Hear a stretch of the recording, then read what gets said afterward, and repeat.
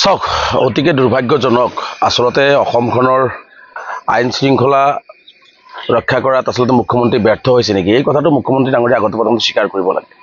যি সময়ত এখন নিৰ্বাচিত চৰকাৰ আছে, গৃহ বিভাগৰ দায়িত্বত মুখ্যমন্ত্ৰী নিজেই আছে আৰু যি সময়ত অসম আৰক্ষী আছে, BSF আছে, CRPF আছে, আৰ্মি আছে, ভাৰতৰ গৃহ বিভাগ আছে, তেনে সময়ত এখন ৰাজ্যত মানুহৰ নিৰাপত্তা সুনিশ্চিত কৰিবৰ কাৰণে মানুহৰ হাতে হাতে মৰণাস্ত্ৰ দিয়া কাৰ্যটো কোনো পদ্ধতিতে গ্ৰহণযোগ্য নহয়। আমি ইয়াক উদ্বিগ্নতা প্ৰকাশ কৰিছোঁ যে এখন সুস্থ সমাজত এই এটা অস্থিৰ পৰিৱেশৰ সৃষ্টি কৰাৰ পূৰ্ণ সম্ভাৱনা আছে, যাৰ কাৰণে আমি এক তীব্ৰ বিৰোধিতা তেতিয়াৰ পৰাই কৰি আহিছিলোঁ। আৰু মুখ্যমন্ত্ৰী ডাঙৰীয়াই যেনেকুৱা ধৰণে কৈছে যে অসমীয়া জাতি ৰক্ষা কৰিবৰ কাৰণে অস্ত্ৰ হাতত তুলি ল'বই লাগিব, বিশ্বত কোনো দেশতে কোনো জাগাতেই আচলতে কোনো জাতিক ৰক্ষা কৰিবৰ কাৰণে অস্ত্ৰৰ প্ৰয়োজন নাই।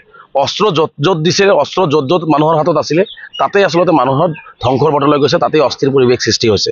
গতিকে জাতি এটা ৰক্ষা কৰিবৰ কাৰণে ইয়াত আমি সকলোৱে অসমীয়া জাতি, শদিয়াৰ পৰা ধুবুৰীলৈকে পাহাৰ, ভৈয়াম, ব্ৰহ্মপুত্ৰ, বৰাক সকলোতে আমি একেলগে অসমীয়া জাতি। গতিকে ইয়াত একাংশক অস্ত্ৰ দিব, একাংশক ৰক্ষণাবেক্ষণ দিয়াৰ কাৰণে অস্ত্ৰ লাগিব, এইবোৰ কথা বতৰা কৈ আচলতে মই ভাবোঁ যে আমাৰ মাজতে এটা ভুল বুজাবুজি সৃষ্টি কৰাৰ এটা অপচেষ্টা মুখ্যমন্ত্ৰী ডাঙৰীয়াই কৰি আছে। এয়া মই ভাবোঁ যে অসমবাসী ৰাইজে গ্ৰহণ কৰা উচিত নহয়, অসমৰ ৰাইজে গ্ৰহণ কৰা উচিত নহয়। মুখ্যমন্ত্ৰীয়ে যদি নিৰাপত্তা দিব নোৱাৰে কৈ দিয়ক, ৰাইজৰ নিৰাপত্তা নিজে ল'ব। কিন্তু এনেকুৱা ধৰণে মানুহৰ হাতত মৰণাস্ত্ৰ তুলি দি মানুহক উচতাই দি পেলাই যি ধৰণে এটা পৰিৱেশ ৰচনা কৰিব বিচাৰিছে, এয়ে বৃহত্তৰ অসমীয়া জাতিটোৰ কাৰণে এটা আমাৰ বিপদজনক হ'ব আৰু আমি অসমখনৰ কাৰণে এটা বিপদজনক পৰিস্থিতি হ'ব।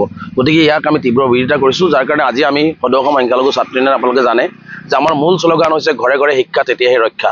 গতিকে আমি সিদ্ধান্ত গ্ৰহণ কৰিছোঁ কেন্দ্ৰীয় সমিতিয়ে আগষ্ট মাহটো আমি প্ৰতিজন বিশেষকৈ সংখ্যাগুৰু সকলো ৰাইজৰ মাজত আমি যাবলৈ চেষ্টা কৰিম। আৰু বিশেষকৈ সংখ্যালঘু সমাজ যিহেতু শিক্ষাৰ ক্ষেত্ৰত অতিকে পিছপৰা আৰু যিহেতু আমি অস্ত্ৰ বিশ্বাসী নহয়, বিচ্ছিন্নতাবাদী বিশ্বাসী নহয়, অস্ত্ৰত বিশ্বাসী নহয়, হিংসাত বিশ্বাসী নহয়, আমি মৰম ভাতৃত্ববোধ, আমি একতাৰ দলেৰে, আমি মানৱীয় দৃষ্টিৰে আমি একেলগে চলাৰ বিশ্বাসী। গতিকে তেনে ক্ষেত্ৰত আমি এই আগষ্ট মাহটোত আমি ঘৰে ঘৰে, স্কুলে মাদ্ৰাছাত, আমি সকলো ঠাইত, বজাৰে ঘাটে সকলো ঠাইত আমাৰ আমচুৰ কৰ্মকৰ্তাক আমি নিৰ্দেশনা দিছোঁ। আমি এই মাহটো আমি শিক্ষাৰ জাগৰণ সৃষ্টি কৰিবৰ কাৰণে আমি যাতে প্ৰতিজন মানুহে শিক্ষা পায়, প্ৰতিজন মানুহে যাতে মানুহৰ মাজত যাতে মানৱতা থাকে, প্ৰতিজন মানুহৰ মাজত যাতে ভাতৃত্ববোধ গঢ়ি উঠে, প্ৰতিজন মানুহে যাতে মানুহৰ বাবে কাম কৰাৰ এটা সংকল্প ল'ব পাৰে, তাৰ কাৰণে আমি কাম কৰিবৰ কাৰণে ইতিমধ্যে আমচুৰ কৰ্মকৰ্তাক আমি নিৰ্দেশনা দিছোঁ। মুখ্যমন্ত্ৰী ডাঙৰীয়াই আজি পৰ্টেল মুকলি কৰিছে আৰু আজিৰ দিনটোতে আমি এটা কাম আৰম্ভ কৰিছোঁ যে আমি ৰাইজৰ হাতত এতিয়া কলম তুলি দিছোঁ। কাৰণ অস্ত্ৰতকৈ কলম আটাইতকৈ শক্তিশালী। গতিকে পৃথিৱীত এনেকুৱা কোনো অস্ত্ৰ নাই যিয়ে কলমক ভেদ কৰি যাব পাৰিছে। গতিকে অসমখনৰ কাৰণে, মানুহখিনিৰ উন্নয়নৰ কাৰণে, অৰ্থনৈতিক, সামাজিক, শৈক্ষিক ভাতৃত্ববোধ গঢ়ি তোলাৰ কাৰণে কলমেই যথেষ্ট, ইয়াত অস্ত্ৰৰ প্ৰয়োজন নাই। যাৰ কাৰণে আজি আমি এই অঞ্চলত আমাৰ মাদ্ৰাছাৰ ছাত্ৰ, স্থানীয় ৰাইজ, স্কুলৰ ছাত্ৰ ছাত্ৰীসকলৰ মাজত আমি কলম বিতৰণ কৰিছোঁ আৰু এই কাৰ্য আমি আগষ্ট মাহলৈকে গোটেই অসমতে চলিব।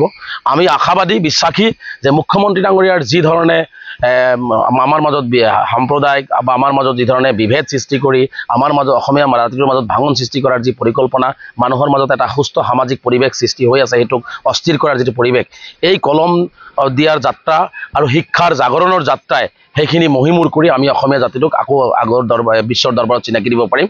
আৰু আমি আশাবাদী অসমৰ ৰাইজক, বিশেষকৈ সংখ্যালঘু ৰাইজক আহ্বান জনাইছোঁ, কোনে কি কৰে, কোনে কি কৈছে, মুখ্যমন্ত্ৰীয়ে কাক কি দিব বিচাৰিছে, এইবোৰলৈ ভ্ৰূক্ষেপ নকৰি নিজৰ সতি সন্ততিবিলাকক যেনেকৈ হওক নাখাই হ'লেও নিজৰ যদি গাত তেজো বিক্ৰী কৰিবলগীয়া হয়, প্ৰয়োজনত যদি কিডনীটোও বিক্ৰী কৰিবলগীয়া হয়, সেইখিনিও কৰি হ'লেও নিজৰ সন্তানক বিদ্যালয়মুখী কৰক, নিজৰ সন্তানক শিক্ষিত কৰক, নিজৰ সন্তানক হিন্দু মুছলমান নহয় মানুহ হৈ জীয়াই থকাৰ সংকল্প ল'বৰ কাৰণে তেওঁলোকক শিকাওক, মানৱতাৰ কথাবিলাক তেওঁলোকক শিকাওক, শংকৰদেৱ গুৰুজনা, মাধৱদেৱ গুৰুজনাৰ এইখন অসম, এই কথাবোৰ শিকাওক, বৰ অসমৰ কথা শিকাওক। ইয়াত হিংসা বিদ্বেষ যাতে আমাৰ ল'ৰা ছোৱালীবিলাকৰ মাজত বিয়পি নাযায়, শিপাই নপৰে, তাৰ কাৰণে গাৰ্জেনসকলেও যথেষ্ট গুৰুত্ব দি কামখিনি আগবঢ়াই ল'বৰ কাৰণে মই আহ্বান জনাইছোঁ। গতিকে আমাৰ যাত্ৰা হৈছে অস্ত্ৰক ভেদ কৰি আমি কলমৰ জৰিয়তে আমি মানুহৰ হৈ, মানৱতাৰ হৈ জয়গান গাম আৰু আমাৰ অসমখনক আমি আগুৱাই লৈ যাম। যাৰ কাৰণে আমি সংকল্প লৈছোঁ, মুখ্যমন্ত্ৰীৰ সংকল্পক আমি প্ৰত্যাহ্বান জনাই আমি কলম আৰু কিতাপ কাগজৰ জৰিয়তে আমি আমাৰ অসমখনক, আমাৰ জনগোষ্ঠীটোৰ লগতে